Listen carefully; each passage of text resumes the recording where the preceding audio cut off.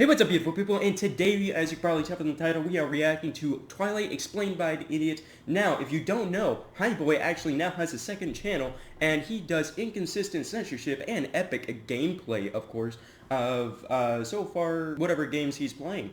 And because I totally forgot. But without further ado, hope you guys have a beautiful morning, day, and night, whatever it is for you. And let's get into it. Make sure to like and sub as well. Wow.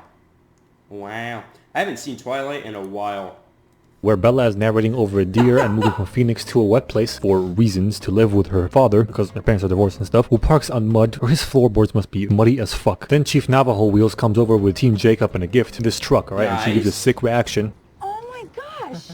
Acting, yes. She goes to high school over there and immediately is greeted by this guy like, hi. Hey, honestly, that's probably a pretty realistic reaction. I mean, people you have, you know, but you don't know, right? But then they just come over with a pretty big gift, and then you're just like, wow. It's acting 101. Hi, I'm Asian. Want to taste my 3cm defeater? No. Then she girly hits this ball into this guy's head and he's like, hi, I'm not Asian. Want to taste my 4cm defeater? No. Hi, I'm a dumb bitch that clearly has a thing for this dumb bitch. Oh, insane. Couldn't tell. Then they go eat and... My girl. Why does everybody want to bang Bella? And how is she okay with this? Isn't this like borderline sexual harassment? Maybe it's because she's new and they never get new people. It's not borderline. That kiss is yeah, it's pretty technical sexual harassment. So that might be a reason, but most importantly, why the fuck do you have a flag of North Korea hung up there? What, you ran out of countries so you picked the one that hates you the most? Fucking dipshits. Anyway, while they were busy talking about dicks, in walks the incest gang, but not really because they're all adopted. The gray area, baby. And the only one that isn't doing the fuckity buckety is Edward, probably because they ran out of attractive kids to adopt from the orphanage. Next they get chemistry class, or... No, it's called running out of attractive actors to put to unrealistic standards. You're probably wondering why I am talking this much about acting. Well, if you watch any of my other videos, you know why. Biology class, I know I'm stupid. And she sits right next to him, but he can't take her smell. And she'd be like, damn, I showered though. Did you use a skunk as a loofah, you dumb hoe? He can't stand her smell and gives her the rape eyes for an uncomfortably long time. Like... This shot's fucking weird, man. Anyway, class ends and he's immediately out of there. And over to switch classes at Student Affairs / Counseling. No idea what it's actually called. Like this area where you switch to classes and stuff. Doesn't matter. Because it turns out he can't do that. And Belle shows up and he's just like, fuck this fucking smelly slut. Then she leaves too. Why were you even there then? Ain't no way you saw where he went because he left so fast. And he was still packing up and shit. So were you there to switch classes too? Was your anger of the situation really going to deter you from doing what you came here to do? What a dumb broad. Anyway, she eats at a diner with her dad and it only took me 13 years to realize. As opposed to a dumb blonde. Blondes are pretty stupid. As one, we are pretty stupid. I got lucky. I'm kind of smart because I got dirty blonde, but by all means, blondes are usually dumb.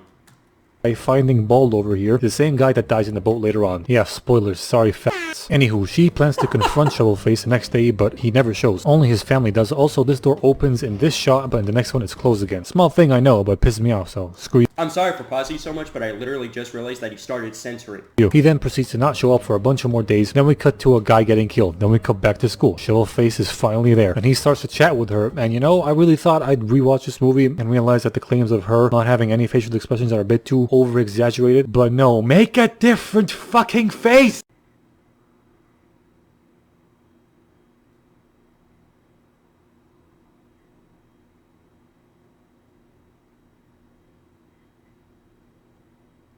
They continue talking into the hall, and she asks him why his eyes changed color from the last time, and he runs out of bullshit answers to say, like, fluorescence, chlamydia, Bye. Then in the parking lot, they go into their automobiles, and the sexual harasser almost commits vehicular manslaughter on Bella, but Ed stops it and leaves. She meets his pale as fuck dad in the hospital for a checkup, and she's like, Edward stopped the car, it was amazing, came out of nowhere to save me. Yeah, I'm pretty sure it was cool. I'm gonna kill that fucking guy. Then she talks to Edward, who's also there, like, you were across the parking lot. You were like super fast. Nah. You stopped the van. No, I didn't. Yes, you did. No, I didn't. Yes, you did. No, I did not. You stupid. Then he's like, oh, nobody's gonna believe you. What? Okay, so here's the thing, cabron. You fucking went in with super speed, but you stayed without super speed so she could see you, and you didn't leave with super speed either. So everybody should have seen you, but they're not. Your lucky fucking movie convenience has them all blind to you at that point. So fuck you, dude. You're retarded. Also, no one ever seems to question the weirdness of this incident. But whatever. Let's keep going. They don't question it because a guy who's being controlled by his second brain. It's alright. Next, they go on a field trip, and Bella keeps denying them. Nib was asking her to prom and successfully setting them up with other girls throughout the movie, and... Now, I'm gonna make a steaming cup of compost tea. You guys don't drink it! Then don't put it in a mug and call it tea, you bent idiot. Anyway, Edward is like, we should not be friends. But they're at the cafeteria, he plays keepy uppies with an apple, and he's like, we should be friends. Bitch, you confusing. Just saying, if you were smart, you'd stay away from me. Like, what if I'm not the hero? What if I'm Billie Eilish? What the fuck? So she invites him to the beach with her friends. He says no. What is this flag? I don't know. Someone please tell me. At the beach, the dumb bitch asks the nerd to help her do herself up. No. At the beach, the dumb bitch asks the nerd to help her do her... Fuck. At the beach, the dumb bitch asked the nerd to help her do... I cannot say the word. I cannot fucking... Okay. At the beach, the dumb bitch asked the nerd to do her up, although she clearly did herself up just a second ago. Fucking stupid cunt. A few quiet lads tribe come along with Jacob, and he tells her that Edward's family, the Cullens, is part of an enemy clan, and they made a deal with the quiet lads tribe to stay off the res, and this beach is part of the res. I forgot what res is short for. Resurrection, resolute, residence, risotto. Fuck. I'll remember it eventually. Anyway, we now... No, hold on. I have, the word is literally right there. Reservation. The reservation. Dumb blonde. I think not. Dumb, dirty blonde. That's what I'm saying. Cut to finding Baldo and him dying in a boat. He gets killed by 3 vampires. Budget Thor, Will.i.am, and Bitch from Brave. Then later on the sun's out, but the Cullens ain't. So the ladies go to buy dresses for prom. Or yeah, prom. And Bella tags along only to buy a book for research purposes. Then a bunch of pervs gang up on her, only for Ed to show up and scare them off using his rape eyes. Then he takes her back to the girls who were like, oh my god, where were you? We were so worried, but we got more hungry than worried, so oh my god, it's Edward. Why are they so surprised by his presence? His car is right there, and I'm pretty sure he couldn't hide behind anything on that side. So I just I'm not even. So Bellad go to eat some food while the bitches leave. That's what I'm gonna refer to them as from now on. Fuck it, Bellad. They eat, and she demands answers, and he says, quote, he feels very protective of her, end quote. Yeah, not creepy at all, Bells. Green flags all around, bitch. He also tells her that he can read the minds of all the people in this room except for hers, and that's annoying him a bit, I guess. And on the drive home, she finds out that his skin is called Af, and they both see their father's vehicles at the police department very late, so he turns left to go right and stop by and see what's up. Why is it so difficult to get fucking simple directions right? Whatever, doesn't matter. Turns out they found out about Baldo's death. They think it was an animal attack. Carlisle also thinks so too. Dad is sad. She gives daughter pepper spray, and it's about time, really. They go home and she does montagified research. Strength, power, speed. Yeah, I know. I don't know why in the 2000s bullying wasn't even bullying. It was like constant felony after felony. But I've never been bullied. Whoever was born in my generation, just I have never seen get like legitimately bullied. Like, I mean, getting shoved against a locker, like actual physical bullying. Of course, there's always the verbal bullying that I've experienced as well. But there's never actually been bullying. And besides, whenever someone would even try to bully someone, everyone would literally just gang up on that one kid who was bullying and then just basically smack him across the head and tell him to knock it off. And when she goes to school, she sees Ed and walks into the woods, and he just knows to follow her. No mind reading required. We get the most cringy scenes of the movie with the weirdest camera angles. She finally confirms he's a vampire, then he takes her on a really fast piggyback ride where she does not get whiplash. He goes into the sunlight like, this is what I am.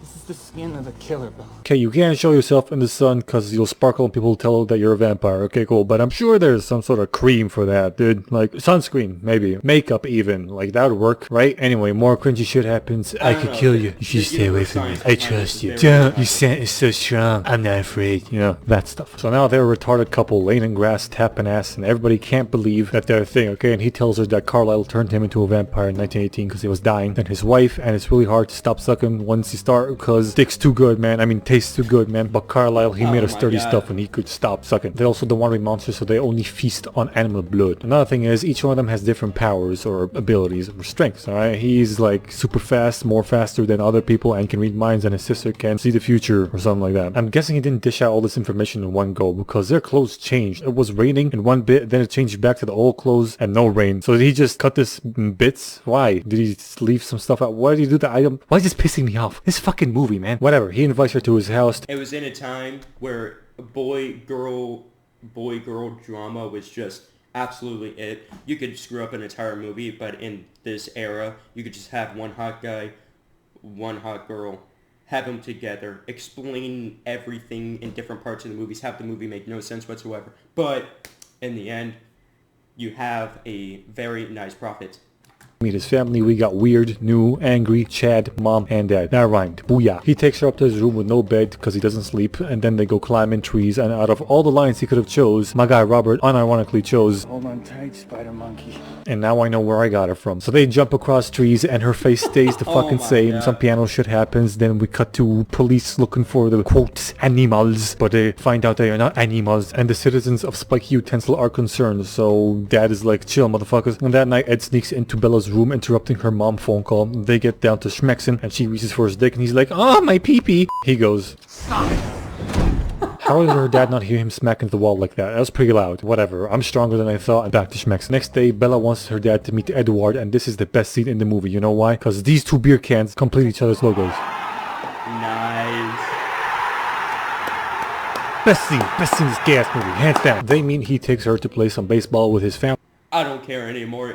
This movie's the best movie just because they did that. Nice. While a thunderstorm roars above, which covers the sound of the thunderous claps of the baseball's booty cheeks while they play because they're very strong and shit. And she's supposed to go umpire this game, alright? A few things on this though. Are these bats and baseball reinforced? Because if they have, as if you can fight me off, nyeh, strength, then this baseball equipment should be exploding on contact. And how exactly is she supposed to umpire shit when they have super speed that her tiny mortal brain can barely comprehend or process? You're ruining baseball, Twilight. Fuck you. Whatever. Don't worry about it. Movie logic. Moving on.